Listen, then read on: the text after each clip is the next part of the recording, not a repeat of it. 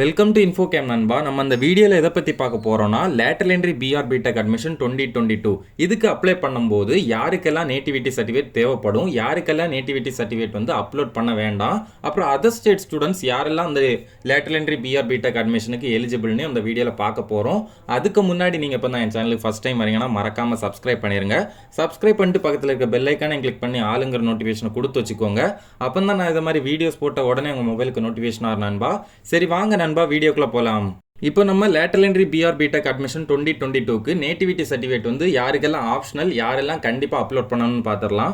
முதல்ல வந்து நீங்கள் இப்போ வந்து தமிழ்நாடு கேண்டிடேட்டாக இருக்கீங்க, 9th 12th diploma 11th 12th அப்புறம் பிஎஸ்சி இது எல்லாமே நீங்கள் வந்து தமிழ்நாட்டில் தான் படிச்சிருந்தீங்கன்னா உங்களுக்கு வந்து நேட்டிவிட்டி சர்டிஃபிகேட் அப்லோட் பண்ணணும் எந்த விதமான அவசியமும் கிடையாது. நேட்டிவிட்டி சர்டிஃபிகேட் வந்து உங்களுக்கு கம்பல்சரி கிடையாது நண்பா. அடுத்து ரெண்டாவது ரூல் என்னன்னு பார்த்துடலாம். நீங்கள் இப்போ வந்து தமிழ்நாடு கேண்டிடேட் தான், ஆனால் 9th 10th 11th 12th அப்புறம் டிப்ளமோ இல்லைனா பிஎஸ்சி இது வந்து நீங்கள் தமிழ்நாடு தள்ளி வேறு ஸ்டேட்டில் போய் படிச்சிருக்கீங்கன்னா நீங்கள் கண்டிப்பாக நேட்டிவிட்டி சர்டிஃபிகேட் அப்லோட் பண்ணி தான் ஆகணும். நேட்டிவிட்டி சர்டிஃபிகேட் வந்து எந்த ஃபார்மெட்டில் இருக்கணும்னு பார்த்தீங்கன்னா ஒரிஜினல் நேட்டிவிட்டி சர்டிஃபிகேட்டாக தான் இருக்கணும்.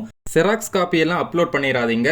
உங்ககிட்ட வந்து இப்போ இ சர்டிஃபிகேட் தான் இருக்குன்னா கண்டிப்பாக வந்து அது டிஜிட்டலி சைன்டாக இருக்கணும். டிஜிட்டலி சைன்னா என்னன்னு பார்த்தீங்கன்னா அந்த சர்டிஃபிகேட்டில் வந்து ஒரு டிக் ஆப்ஷன் இருக்கும் கிரீன் கலரில். அந்த டிக் இல்லாமல் கொஸ்டின் மார்க்கோ இல்லைனா கிராஸோ இருந்ததுன்னா அந்த சர்டிஃபிகேட் வந்து இன்வேலிட். ஸோ வந்து உங்களோட சர்டிஃபிகேட் வந்து இ சர்டிஃபிகேட்டாக இருந்துச்சுன்னா அதில் வந்து டிக் ஆப்ஷன் இருக்கான்னு கவனிச்சுக்கோங்க.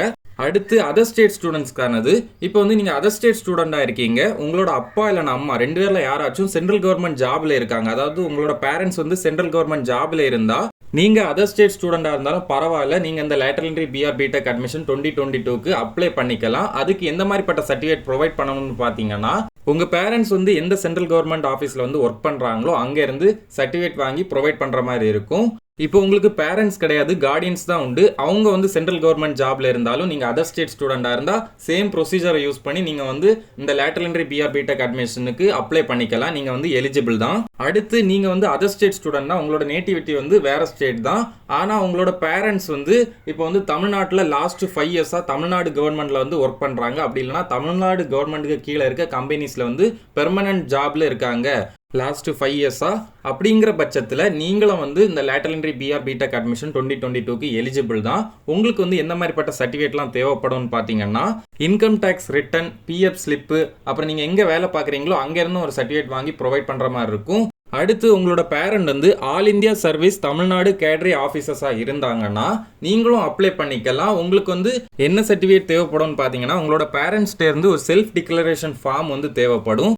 அடுத்து லாஸ்ட்டாக வந்து நீங்கள் அதர் ஸ்டேட் கேண்டிடேட்டாக இருக்கீங்க, ஆனால் 9th 10th டிப்ளமோ இல்லைனா 11th 12th அப்புறம் பிஎஸ்சி இது வந்து தமிழ்நாட்டில் தான் படிச்சிருக்கீங்க அப்படின்னா நீங்கள் வந்து இந்த நேட்டிவிட்டி சர்டிஃபிகேட் ப்ரொவைட் பண்ணணும்னு அவசியமும் கிடையாது. இந்த லேட்டரல் என்ட்ரி பிஆர் பிடெக் அட்மிஷனுக்கு நீங்கள் எலிஜிபிள் தான், அப்ளை பண்ணிக்கலாம். ஸோ உங்களுக்கு இந்த நேட்டிவிட்டி சர்டிஃபிகேட்டில் இருக்க டவுட்ஸ் எல்லாமே ஓரளவு கிளியர் ஆயிருக்கும்னு நம்புகிறேன். எந்த மாதிரிப்பட்ட அதர் ஸ்டேட் கேண்டிடேட்ஸ் எல்லாம் அப்ளை பண்ணலாம், அந்த லேட்டரல் என்ட்ரி பிஆர் பிடெக் அட்மிஷனுக்கு எலிஜிபிள் தான், அதை பற்றி உங்களுக்கு வந்து ஓரளவு ஒரு ஐடியா கிடச்சிருக்கும்னு நம்புகிறேன்.